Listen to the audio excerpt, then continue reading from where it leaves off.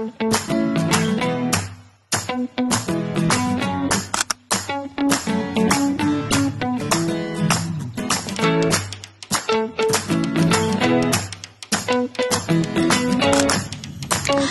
semuanya, selamat datang di podcast kami, Podcast Ruang Opini. Senang sekali bisa menemani Anda semua pada episode kali ini. Pada episode kali ini kita mengangkat tema yaitu kebebasan berpendapat di media sosial.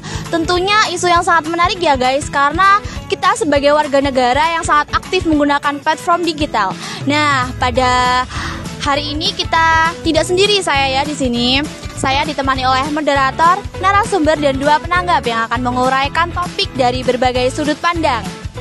Dan mungkin tentunya pengalaman mereka sendiri ya guys. Nah, untuk sesi diskusi akan dipandu oleh moderator. Dan untuk moderator, saya persilakan. Terima kasih atas waktu dan tempatnya. Saya sebagai moderator ingin sedikit menjelaskan media sosial telah menjadi ruang publik terbesar saat ini. Berbagai ide kritik serta informasi, namun memiliki hukum dan etika agar tidak disalahgunakan. Dalam diskusi saat ini saya menjelaskan makna kebebasan berpendapat, batasan yang perlu diperhatikan dalam ruang yang sehat ini.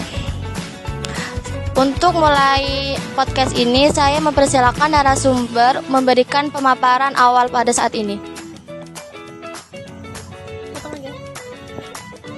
Baik, saya di sini akan menerangkan kebebasan berpendapat merupakan hak konstitusional yang dijamin oleh negara.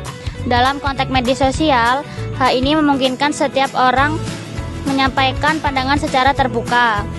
Namun, ruang digital memiliki karakter yang cepat, luas, dan sensitif, sehingga kebebasan tersebut harus diimbangi dengan rasa tanggung jawab. Ada beberapa batasan penting yang dapat diatur dalam regulasi seperti larangan menyebarkan hoaks, ujaran kebencian, pencemaran nama baik, atau pelanggaran privasi.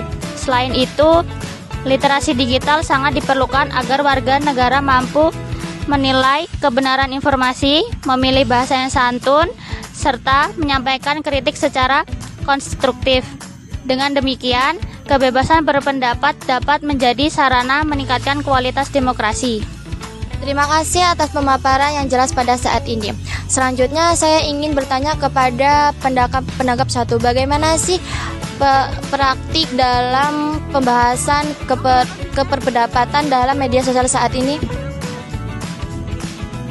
Menurut saya itu kebebasan berpendapat di media sosial saat ini itu semakin luas ya, apalagi di kalangan remaja. Akan tetapi kebebasan berpendapat itu juga bisa bersifat provokatif, terus tidak sesuai dengan faktanya.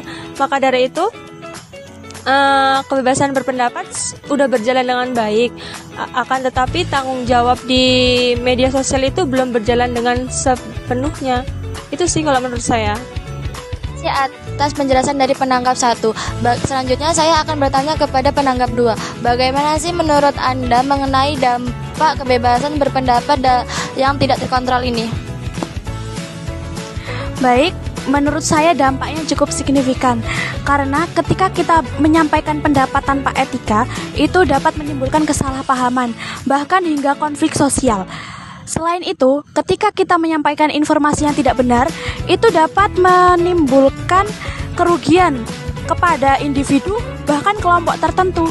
Wow, sangat menarik. Untuk memperkuat diskusi ini, saya ingin bertanya kepada narasumber, apa yang dilakukan konkret yang dapat dilakukan warga negara agar tetap kritis namun aman dalam media sosial saat ini?